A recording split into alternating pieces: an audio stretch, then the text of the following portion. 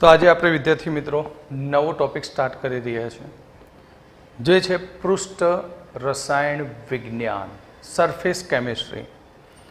Surface chemistry આમ તો જોઈએ તો આ ચેપ્ટર ખૂબ જ સહેલું છે, પ્રેક્ટિકલ બેઝ આધારિત છે. એટલે તમારે આને કાલ્પનિક રીતે થોડું આમ વિચારવાનું, ઇમેજ કરવાની કે આવું થશે તો શું થાય. ચેપ્ટરની અંદર અહીંયા પૃષ્ઠ રસાયણ વિજ્ઞાન કહ્યું છે. પૃષ્ઠ રસાયણ વિજ્ઞાન એટલે પૃષ્ઠ એટલે સપાટી, સપાટી ઉપર થતી રાસાયણિક પ્રક્રિયાઓનો અભ્યાસ, એને કહેવાય પૃષ્ઠ રસાયણ વિજ્ઞાન. તો અહીંયા આપણે ચેપ્ટર નંબર 5 પૃષ્ઠ રસાયણ વિજ્ઞાન. તો પૃષ્ઠ રસાયણ વિજ્ઞાન એટલે શું? જેમ કે આ બોર્ડ છે, બોર્ડની આ પૃષ્ઠ છે. હવે આ પૃષ્ઠ ઉપર મેં ચાક વડે શું કર્યું? લખ્યું. તો ચાક આ પૃષ્ઠ ઉપર શું થાય? ચોંટે છે. બરાબર? તો એ કેમ ચોંટ્યો?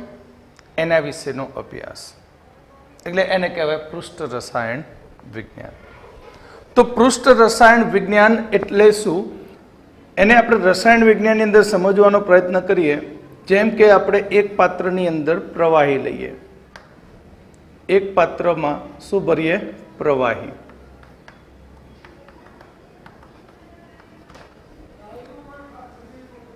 આ પ્રવાહીની અંદર આપણે ઘન પદાર્થ મૂકી દઈએ, જે પ્રવાહીમાં અદ્રાવ્ય છે. જેમ કે કોઈ ધાતુનો સળિયો મૂકી દઈએ.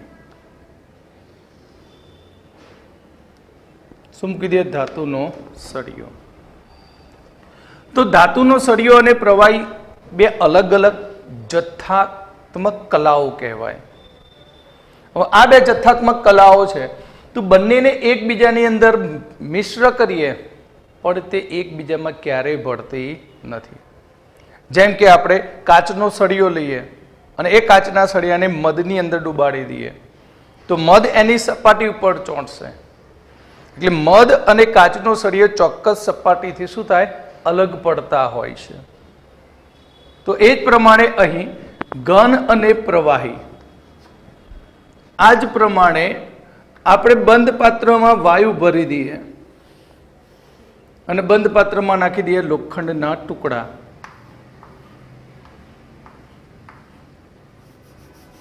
બંધ પાત્રમાં આપણે શું નાખી દઈએ? લોખંડના ટુકડા.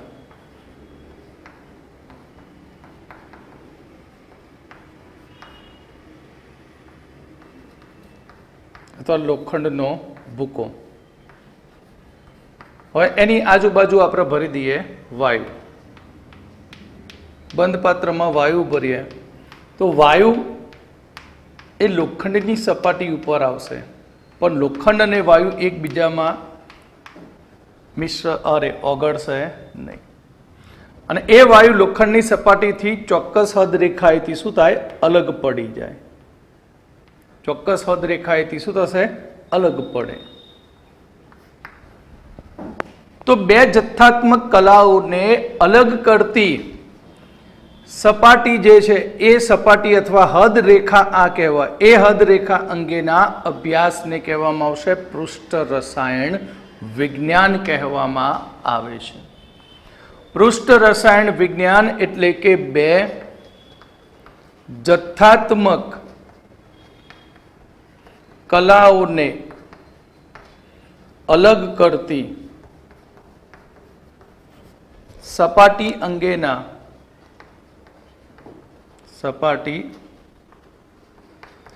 અંગેના અભ્યાસને પૃષ્ઠ રસાયણ વિજ્ઞાન કહેવામાં આવે છે. જેને આપણે શું કહીશું? પૃષ્ઠ રસાયણ વિજ્ઞાન કહે છે. જે બે જથ્થાત્મક કલાઓને અલગ કરતી જે સપાટી છે, બે જથ્થાત્મક કલાને અલગ કરતી સપાટી છે, જથ્થાત્મક કલાને અલગ કરતી સપાટી છે એ સપાટીને કહેવામાં આવે છે અંતરાપૃષ્ઠ. શું કહેવામાં આવશે? એને અંતરાપૃષ્ઠ કહે છે. આ અંતરાપૃષ્ઠ ને આપણે આડી લીટી, જેને કહેવાય હાઇફન, અથવા ઊભી લીટી એટલે કે સ્લેશ વડે તેને દર્શાવાય છે. આડી લીટી અથવા તો ઊભી લીટી વડે એને દર્શાવાય. જેમ કે અહીંયા બે જથ્થાત્મક કલાઓ છે, ઘન અને પ્રવાહી. ઘન અને વાયુ, તો તેને આપણે દર્શાવવું હોય તો કેવી રીતે દર્શાવાય? ઘન હાઇફન પ્રવાહી અથવા ઘન સ્લેશ પ્રવાહી. ઘન સ્લેશ પ્રવાહી આ રીતે દર્શાવી શકાય. અને ઘન વાયુ હોય તો ઘન હાઇફન વાયુ અથવા ઘન સ્લેશ વાયુ વડે દર્શાવાય. ક્લિયર? અંતરાપૃષ્ઠ એટલે બે જથ્થાત્મક કલાઓને અલગ કરતી જે હદ રેખા છે તે હદ રેખાને કહેવાય અંતરાપૃષ્ઠ, અને એને લગતા અભ્યાસને કહેવામાં આવશે પૃષ્ઠ રસાયણ વિજ્ઞાન. અને અંતરાપૃષ્ઠને આડી લીટી અથવા ઊભી લીટી, આડી લીટી એટલે હાઇફન અને ઊભી લીટી એટલે એને સ્લેશ વડે દર્શાવવામાં આવે છે. એને શાના વડે દર્શાવવામાં આવશે? સ્લેશ વડે દર્શાવાય છે. વાયુઓની અંદર વાત કરીએ તો વાયુઓમાં અંતરાપૃષ્ઠ મળતો નથી. વાયુઓના મિશ્રણમાં અંતરાપૃષ્ઠ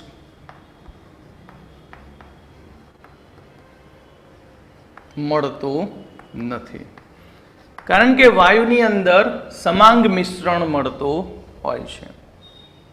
તો આ અંતરાપૃષ્ઠ કોની ઉપર આધાર રાખે? અંતરાપૃષ્ઠ એ બે જથ્થાત્મક કલાના અણુઓની સાઈઝ ઉપર આધાર રાખે છે. જથ્થાત્મક કલાના અણુઓની જાડાઈ પર આધાર રાખે છે.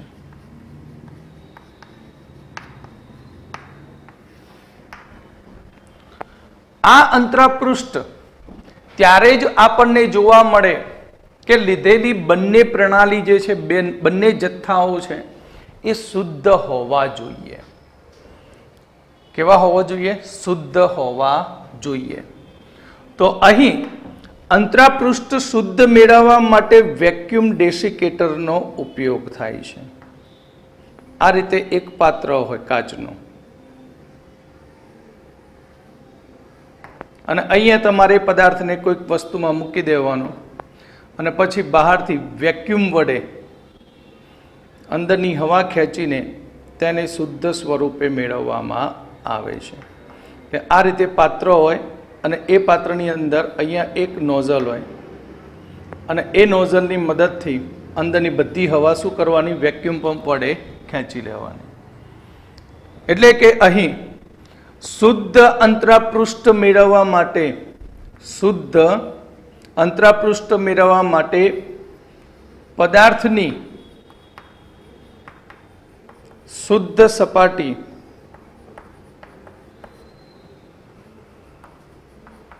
બનાવવા માટે 10⁻8 થી 10⁻9 પાસ્કલ જેટલું ઊંચું શૂન્યાવકાશ મેળવવામાં આવે છે.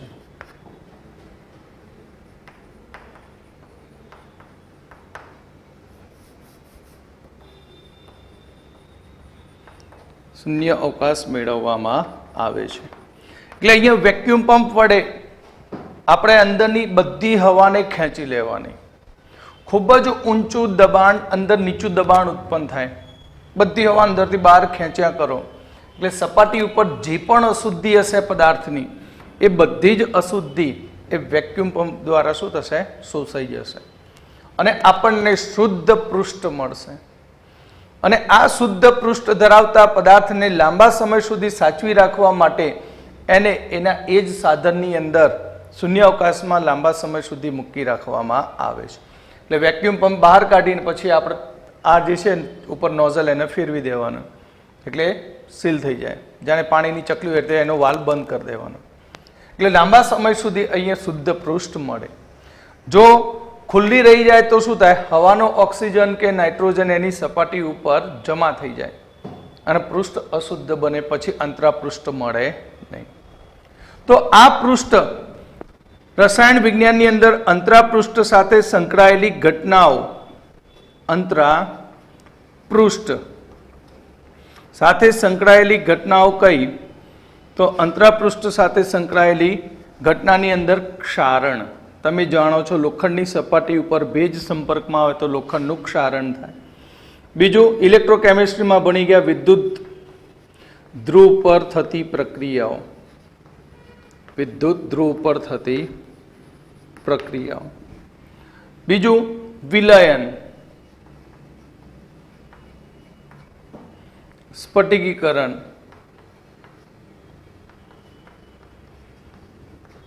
અને વિસમાંગ ઉદ્દીપન.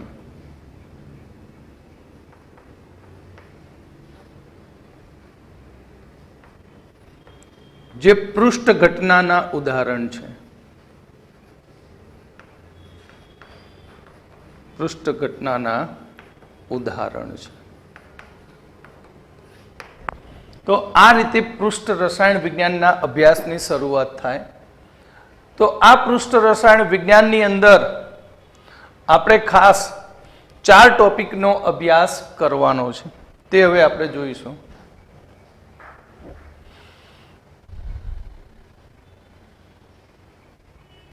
તો આ ચેપ્ટરની અંદર આપણે અહીં ખાસ અગત્યના 4 ટોપિકનો અભ્યાસ કરવાનો. અધિશોષણ, પછી બીજું ઉદ્દીપન, ઉત્સેચક ઉદ્દીપન અને કલીલ. બરાબર, કેટલા ટોપિકનો અભ્યાસ કરવાનો છે? 4. અધિશોષણ,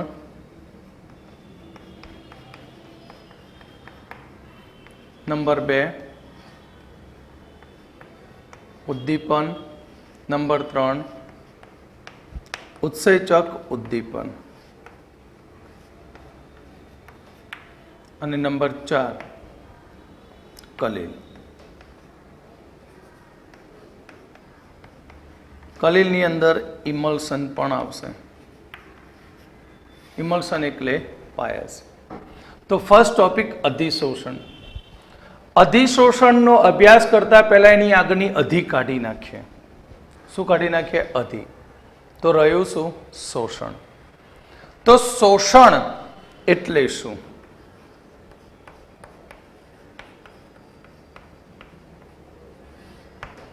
શોષણ મતલબ કે એક્ઝામ્પલ તરીકે આપણે બિસ્કિટ સવારે રોજ બ્રિટાનિયા, મેરીગોલ્ડ જે પણ બિસ્કિટ ચાની સાથે ખાઈએ છીએ. તો બિસ્કિટને આપણે ચામાં ડુબાડીએ તો બિસ્કિટની અંદર ચા જે છે એ ચા શું થાય? પ્રસરી જાય અને બિસ્કિટ એકદમ કેવું બની જાય? નરમ. પહેલાં કેવું હતું? કડક. પણ એને ચામાં મૂકવાથી શું થાય? ચા એ બિસ્કિટની અંદર પ્રસરી જાય અને એ પ્રસરણ થવાથી બિસ્કિટ કેવું થઈ જાય? નરમ. તો આ ઘટનાને કહેવાય શોષણ. કારણ કે બિસ્કિટના સમગ્ર ભાગની અંદર ચા શું થાય? પ્રસરણ પામી જાય. સમગ્ર ભાગની અંદર વિસ્તરણ પામી જાય એટલે બિસ્કિટ નરમ બને. આ જ પ્રમાણે રસગુલ્લા. રસગુલ્લા બનાવેલા તો છેલ્લે એને ક્યાં ડૂબાડે? ચાસણીમાં. અને ચાસણીમાં ડૂબાડ્યા પછી ચાસણી પીને રસગુલ્લા કેવા બને? એકદમ મુલાયમ બની જાય. ગુલાબ જાંબુ એ પણ એક શોષણની ઘટના. ક્લિયર? તો શોષણ મતલબ કે પદાર્થની અંદર કોઈ અન્ય પદાર્થનું સંપૂર્ણપણે વિસ્તરણ થવું અને એ ઘટના આખા પદાર્થની અંદર અને બહારના ભાગમાં કેવી હોય? એક સરખી હોય તો એને કહેવામાં આવે શોષણ કહેવામાં આવે છે. એક્ઝામ્પલ તરીકે સ્પંજ.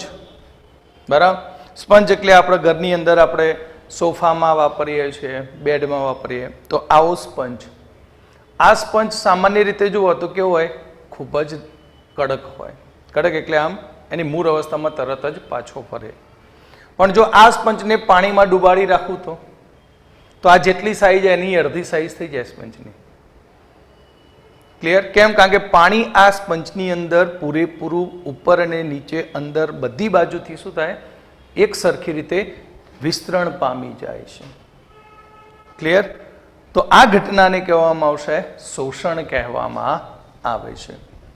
તો શોષણ મતલબ શું? તો શોષણ માટે આપણે એક્ઝામ્પલ તરીકે અહીંયા લખીએ કે પાણી. શું લઈએ છીએ? પાણી. પાણીની અંદર આપણે રેક્ઝિન અથવા તો સ્પંજ ડુબાડીએ છીએ અને એ સ્પંજ ડુબાડ્યા પછી આપણે અવલોકન કરીએ તો એ સ્પંજ શું થાય, થોડું સંકોચાઈ જાય અને પાણી એની અંદર એબ્ઝોર્બ થઈ જાય. તો અહીં જે સ્પંજ લીધો એ સ્પંજની અંદર પાણી એક સરખી રીતે શું થઈ જાય, પ્રસરી જાય. એક સમાન રીતે પાણી વિસ્તરણ પામે છે, ચાહે ઉપરની સપાટી હોય કે અંદરનો ભાગ હોય. તો આખી આ સમગ્ર ઘટનાને કહેવામાં આવે છે અધિશોષણ. આ સમગ્ર ઘટનાને કહેવામાં આવશે શોષણ કહેવામાં આવે છે. શોષણની અંદર બે ભાગ હોય. જે પદાર્થ એ શોષણ પામે તો એ પદાર્થને કહેવાય શોષિત. શું કહેવાય એને? શોષિત. અને જે સ્પંજ છે એને કહેવામાં આવશે શોષક. અને આ આખી ઘટનાને કહેવાય શોષણ કહેવામાં આવે છે. દ્રાવણની જેમ જ છે. શોષણ એટલે દ્રાવણ. શોષણ એટલે શું? દ્રાવણ. શોષિત એટલે દ્રાવ્ય અને શોષક એટલે દ્રાવક. ક્લિયર? જ્યારે અહીં શોષણ થતું હોય ત્યારે ઉષ્માનો કોઈ જ ફેરફાર થતો નથી. ઉષ્માનું મૂલ્ય બદલાતું નથી. તો હવે આની ઉપરથી જઈશું અધિશોષણ ઉપર. અધિશોષણ એટલે શું? બરાબર? અહીંયા હું નોટ્સ નથી લખતો, નોટ્સ પેમ્ફલેટની અંદર મેં બનાવેલી છે, કારણ કે આ ટોપિક છે એ પ્રેક્ટિકલ બેઝ છે આખા બધા. તો હવે આપણે સ્ટાર્ટ કરીએ અધિશોષણ.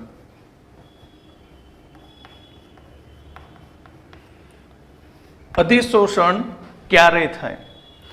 અધિશોષણ એ માત્ર એ પૃષ્ઠ ઉપર થતી ઘટના છે, સપાટી ઉપર જ થતી ઘટના. અંદરના ભાગમાં એની કોઈ જ અસર હોતી નથી. જેમ કે આ બ્લેકબોર્ડ છે. આ બ્લેકબોર્ડ એક કલા, એની ઉપર ચાક વડે લખ્યું એ બીજી કલા. ક્લિયર? તો બ્લેકબોર્ડ ઉપર ચાક એ જમા થયો, પણ આ જમા થયેલો ચાક જે છે એ બોર્ડની અંદરના ભાગમાં જતો નથી. ફક્ત ક્યાં જમા થાય? બોર્ડ ઉપર. તો આને કહેવાય અધિશોષણ. આને શું કહેવાય? અધિશોષણ કહેવાય. ક્લિયર? તો અધિશોષણની અંદર બીજું ઉદાહરણ લઈએ તો આપણે કાચનો સળિયો લઈએ, એને મધમાં ડૂબાડી દઈએ તો મધ કાચની સળિયાની સપાટી ઉપર જ રહેશે, અંદરના ભાગમાં જશે નહીં. તો એને કહેવામાં આવશે અધિશોષણ. તો અહીં અધિશોષણ એ પદાર્થની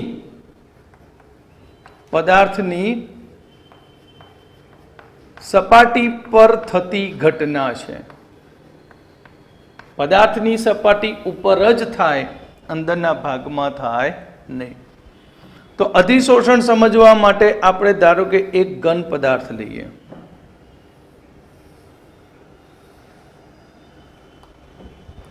તો ઘન પદાર્થના ઊંડાણમાં એટલે અંદરના ભાગમાં, ઘન પદાર્થના ઊંડાણમાં અણુ પરમાણુ એ ચારે બાજુ તેના જેવા જ અણુ પરમાણુથી શું હોય? ઘેરાયેલો હોય છે. એટલે આ બાજુથી આકર્ષણ બળ લગાવે, આ અણુ આ બાજુથી લગાવશે, ઉપરથી લાગશે, નીચેથી લાગશે. પરિણામી આકર્ષણ બળ કેવું થયું? 0. પરિણામી આકર્ષણ બળ 0 થયું. પરિણામે અંદરના જે પણ અણુ છે એ અણુ એ સમતોલિત સ્થિતિમાં હોય છે. કઈ સ્થિતિમાં હોય? સમતોલિત સ્થિતિમાં. પરંતુ જે સપાટી ઉપરનો અણુ હશે અથવા પરમાણુ હશે, એ સપાટી પરના અણુ કે પરમાણુ ઉપર બાજુઓથી બીજા અન્ય પરમાણુ અણુ વડે અને નીચેના પરમાણુ અણુ વડે શું લાગે? બળ લાગે. પણ સપાટી ઉપર રહેલા આ અણુ ઉપર ઉપરની બાજુમાં બીજા અણુ કે પરમાણુ હોતા નથી. પરિણામે આ બંને તો બેલેન્સ થયા, એક આ બાજુ ખેંચે, એક આ બાજુ ખેંચે, એટલે સમાંતર રેખા તો કેવી થઈ ગઈ? 0. પણ એને લંબ રૂપે અણુ દ્વારા જે આકર્ષણ બળ લાગે છે એ આકર્ષણ બળને સંતુલિત કરવા માટે ઉપરના ભાગમાં કોઈ અણુ કે પરમાણુ નથી. પરિણામે આ અણુ કેવો બની જશે? સપાટી ઉપર અસંતુલિત બનશે. અને આ અસંતુલિત બનવાને કારણે સપાટી પરના અણુ વડે એક બળ લાગે, એ બળને કહેવાય અવશોષી બળ, અવશોષી આકર્ષણ બળ કહે છે. જેને શું કહેવામાં આવશે? અવશોષી આકર્ષણ બળ કહેવામાં આવે છે. એટલે આ સપાટી અંદરની તરફ શું હોય? ખેંચાયેલી હોય. જેમ કે તમે પ્રયોગશાળાની અંદર બ્યુરેટમાં જુઓ તો ઉપરનો ભાગ અર્ધચંદ્રાકાર દેખાય છે. એનું કારણ આ છે કે સપાટી પરના અણુ હોય એ અણુ ઉપર અંદરના અણુ વડે આકર્ષણ બળ લાગે, એને કારણે સપાટી પરના અણુ અસંતુલિત બને, જેને કહેવાય અવશોષી બળ. હવે જ્યારે આવા અવશોષી બળ ધરાવતા સપાટી પરથી જ્યારે કોઈ વાયુના અણુઓ પસાર થતા હોય, કોના અણુઓ પસાર થાય? વાયુના અણુઓ કે પ્રવાહીના અણુઓ પસાર થાય, તો આ અણુઓ અવશોષી બળ તરફ આકર્ષિત થાય છે.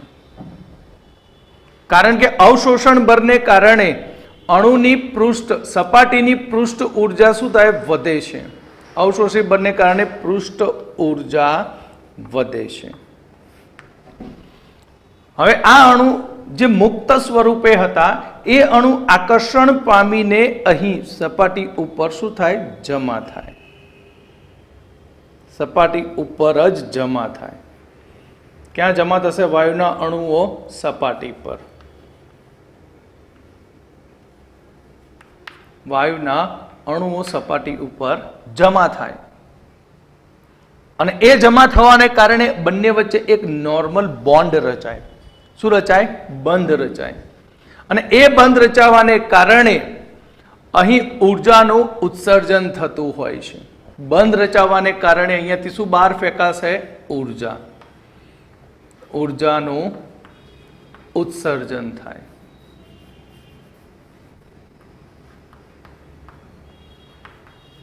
અને એ ઉર્જાનું ઉત્સર્જન થવાને કારણે હવે અણુ વાયુના કેવા થઈ જાય? સ્થિર થાય, બંધન પામી ગયા.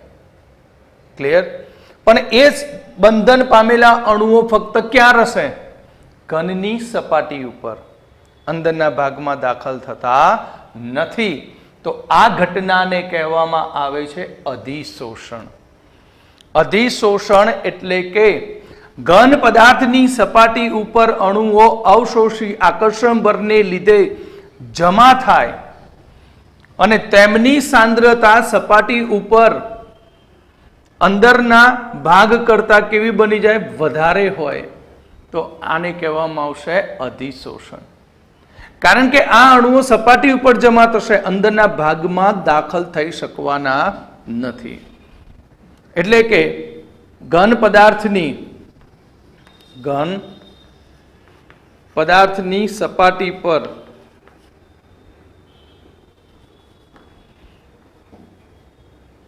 અવશોષી આકર્ષણ બળને લીધે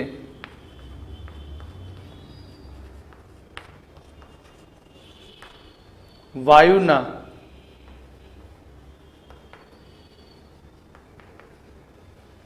અણુઓ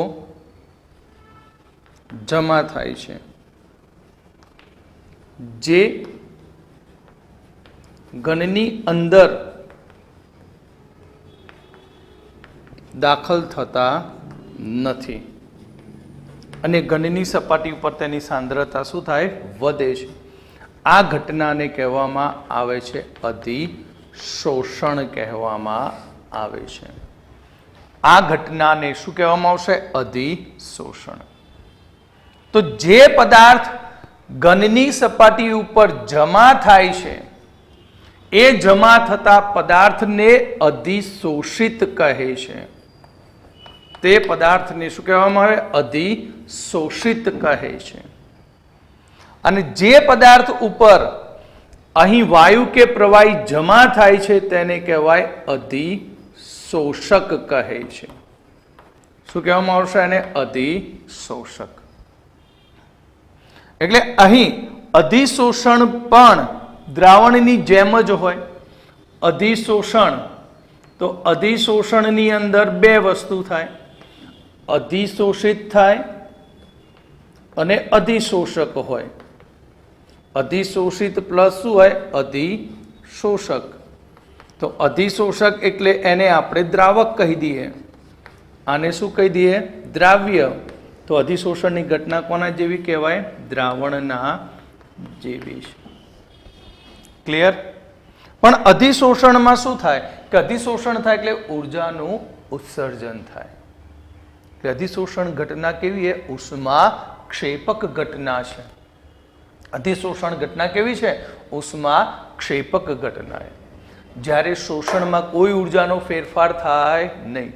જો શોષણની અંદર ઉષ્માનું ઉત્સર્જન થતું હોય તો આપણે ઇલેક્ટ્રિસિટીનું જરૂર ના પડે પાણી ગરમ કરવા માટે, લાકડાની જરૂર ના પડે, પાણીમાં ડુબાડવાનું સ્પંજ ડુબાડીને પછી મૂકી રાખવાનું, પછી બહાર કાઢીને નીચોવી દો, ફરીથી અંદર મૂકો, નીચો, પાણી ગરમ થઈ ગયું. પણ એવું થવાનું નથી, કારણ કે અહીં અધિશોષણની અંદર ઉષ્માનું ઉત્સર્જન કે શોષણ કોઈ પણ પ્રકારની ઘટના થતી નથી. તો આ થયું આપણું અધિશોષણ. તો અધિશોષણની આપણે હવે આની ક્રિયાવિધિ આગળ વધારીએ.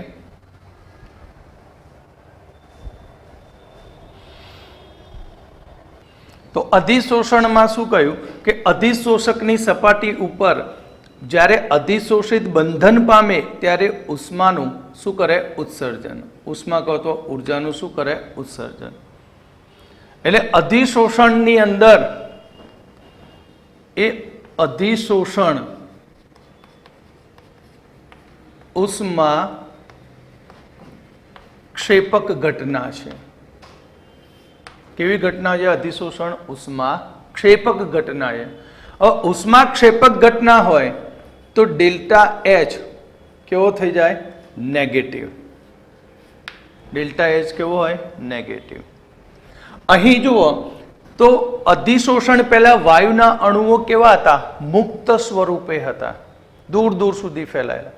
પણ આ તેના અવશોષી બળને કારણે આકર્ષીને તેને સપાટી ઉપર શું કરે? જમા કરે.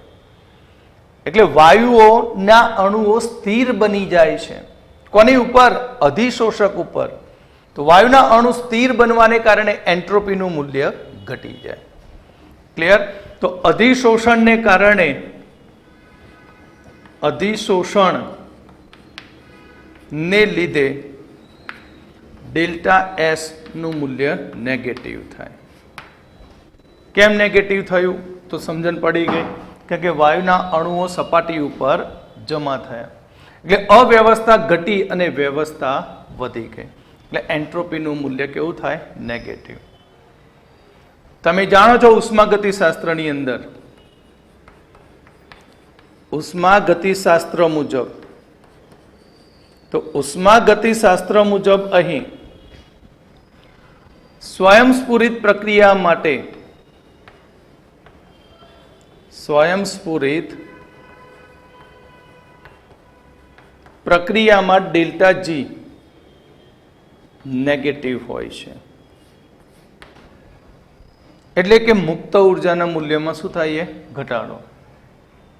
તો ઉષ્માગતિશાસ્ત્રની અંદર સમીકરણ છે કે ડેલ્ટા જી ગિબ્સની મુક્ત ઉર્જા બરાબર delta H minus T delta S.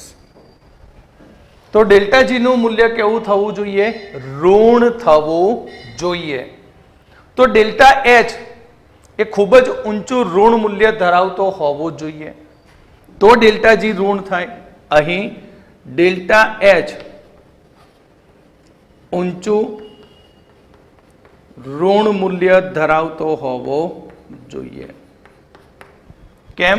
કારણ કે minus T delta S, delta S કેવો? માઇનસ. તો માઇનસ ટી ડેલ્ટા એસમાં ડેલ્ટા એસ ઋણ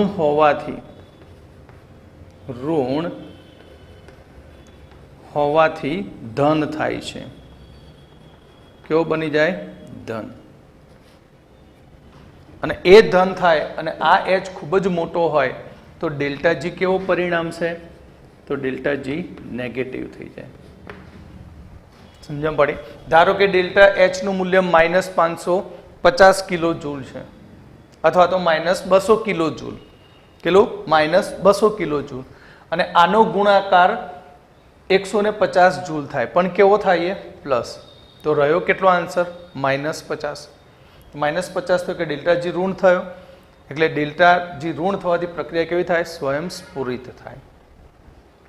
પણ અધિશોષણ ઘટના જેમ જેમ આગળ વધતી જશે તેમ તેમ આ સપાટી અધિશોષકની શું થાય? ઢંકાતી જશે. જેના લીધે ડેલ્ટા એચ નું મૂલ્ય ધીમે ધીમે ઓછું ઋણ થશે. પહેલા ઊંચું ઋણ હતું, હવે કેવું ઋણ થશે? ઓછું ઋણ. અને એક સમય એવો આવશે કે ડેલ્ટા એચ અને ટી ડેલ્ટા એસ બંનેના મૂલ્યો કેવા થશે? સરખા. પણ આનું નેગેટિવ અને આ બંનેના ગુણાકારનું મૂલ્ય કેવું? પોઝિટિવ. તો ડેલ્ટા જી કેવો થઈ જાય? 0. એટલે અધિશોષણ ઘટના, અધિશોષણ આગળ વધતા ડેલ્ટા જી અને ડેલ્ટા એચ ઓછો ઋણ બને અને અંતે ડેલ્ટા એચ અને ટી ડેલ્ટા એસ ના મૂલ્યો સમાન થાય. અને બંનેના મૂલ્યો સમાન થતા ડેલ્ટા જી કેવો થઈ જાય? 0. ડેલ્ટા જી 0 થાય એટલે સંતુલન સ્થિતિ પ્રાપ્ત કરે છે. ક્લિયર? તો આ રીતે અધિશોષણની ક્રિયા થાય તે દરમિયાન એન્થાલ્પી, એન્ટ્રોપી અને ડેલ્ટા જીના મૂલ્યમાં આ રીતે ફેરફાર થતા હોય છે. ક્લિયર? તો આ હતું અધિશોષણ.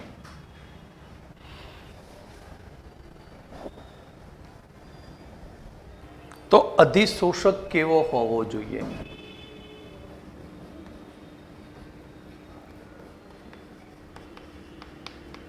તો અધિશોષક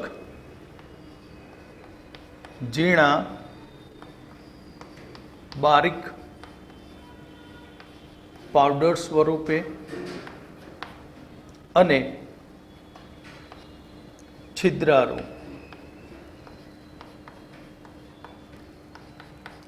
હોવો જોઈએ. બારીક પાવડર અને છિદ્રાળુ સ્વરૂપે હોવાથી અધિશોષકની સંપર્ક સપાટી વધે છે. એટલે સંપર્ક સપાટીનું શું વધી જાય? ક્ષેત્રફળ વધે છે. અને સંપર્ક સપાટીનું ક્ષેત્રફળ વધવાથી અધિશોષણ વધારે થાય. એટલે અધિશોષક તરીકે માટી,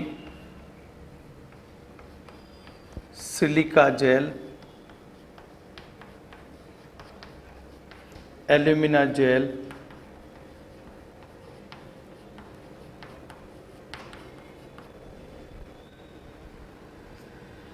ચારકોલ,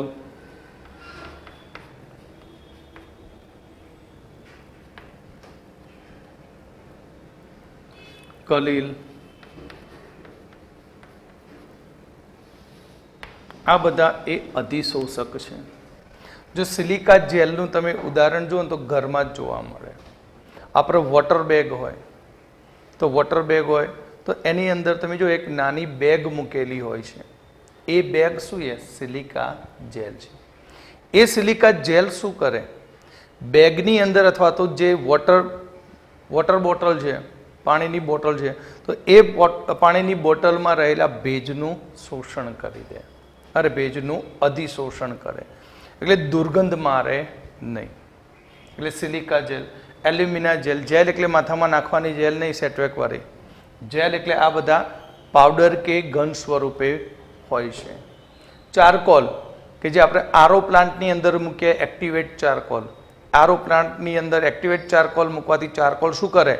એ પાણીની અંદર અશુદ્ધિઓને પોતાની સપાટી ઉપર અધિશોષિત કરી દે. ક્લિયર? કલીલ વિશે તો આગળ જોઈશું. તો અહીં અધિશોષણના ઉદાહરણો.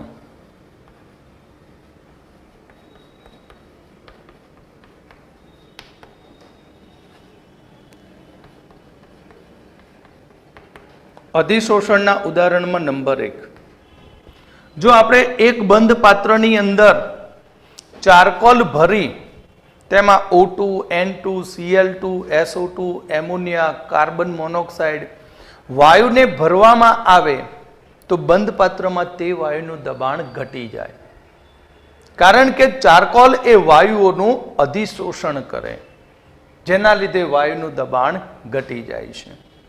એટલે કે આપણે શોર્ટમાં લખીએ કે બંધ પાત્રમાં આપણે શું લઈએ? ચારકોલ, અને એ પણ સક્રિયકૃત. અને ચારકોલ ભર્યા પછી બંધ પાત્રમાં ભરીશું O2, Cl2, N2, carbon monoxide, SO2 કે એમોનિયા વાયુ ભરવામાં આવે તો બંધ પાત્રમાં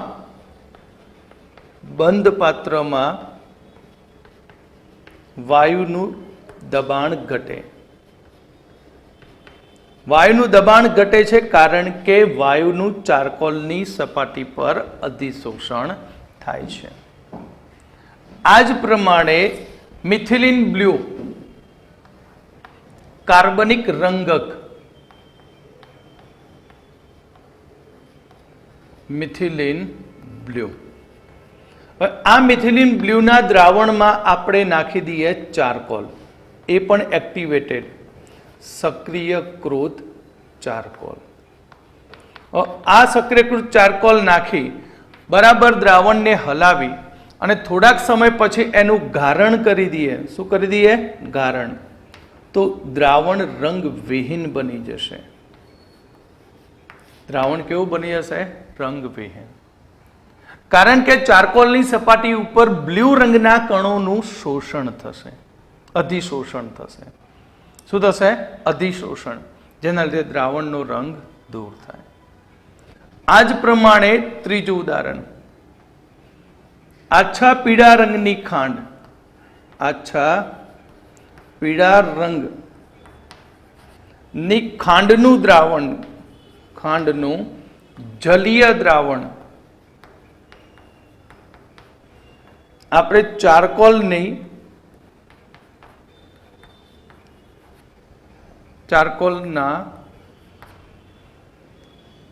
પડમાંથી પસાર કરીએ. એટલે ચારકોલની કેક બનાવવાની જાડી, અને એ કેકની ઉપરથી પીળા રંગની ખાંડનું દ્રાવણ શું કરવાનું? પસાર કરવાનું. તો જ્યારે દ્રાવણ પસાર થશે ચારકોલની કેકમાંથી, ત્યારે ખાંડનું દ્રાવણ રંગવિહીન બની જશે. ચારકોલ એટલે પ્રાણીજ કોલસો સક્રિયકૃત, સાદો ચારકોલ નહીં. કારણ કે સાદો ચારકોલ એ બળીને સંપૂર્ણ 100% રાખ બની જાય, એમાં કોઈ એક્ટિવિટી હોતી નથી.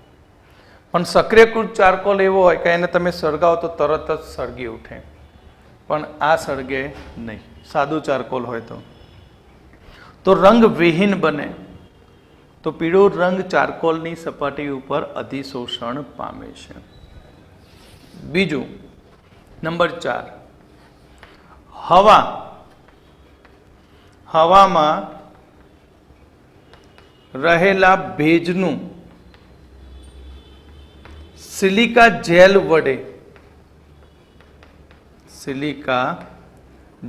વડે અધિશોષણ થાય છે, એટલે શુષ્ક હવા મળે. કેવી હવા મળશે? શુષ્ક હવા મળે. ક્લિયર? એટલે ઇલેક્ટ્રોનિક સાધનો હોય તો એ ઇલેક્ટ્રોનિક સાધનની અંદર ચોમાસાની સિઝનમાં સર્કિટ ઉપર ભેજ ના અડે એટલે તેમાં પણ સિલિકા જેલ મૂકવામાં આવે છે. એટલે સિલિકા જેલ હવામાંના ભેજનું શું કરે? શોષણ કરતો હોય છે. તો આપણે અધિશોષણ જોયું. શું જોયું? અધિશોષણ. એટલે અધિશોષણની અંદર આપણે એવું કહ્યું કે ઘન પદાર્થ હોય એ પદાર્થની સપાટી ઉપર અહીં અણુઓ આકર્ષિત થઈને જમા થાય પણ અંદરના જથ્થામાં દાખલ થાય નહીં. તો આ ઘટનાને કહેવાય અધિશોષણ. એટલે આ અધિશોષક છે અને આ છે અધિશોષિત. શું છે? અધિશોષિત. અધિશોષણની જેમ બીજી એક ઘટના છે અપશોષણ. અપશોષણ મતલબ શું? કે અધિશોષણની ઘટના બન્યા પછી જો દબાણ ઘટાડવામાં આવે, શું કરવામાં આવે? દબાણ ઘટાડવામાં આવે અથવા તો તાપમાન વધારવામાં આવે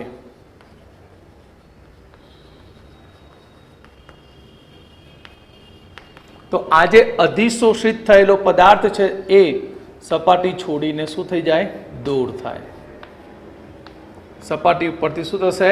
દૂર થાય. તો આ ઘટનાને કહેવામાં આવશે અપશોષણ. અપશોષણ એટલે કે દબાણ ઘટાડવાથી કે તાપમાન વધારવાથી અધિશોષિતનું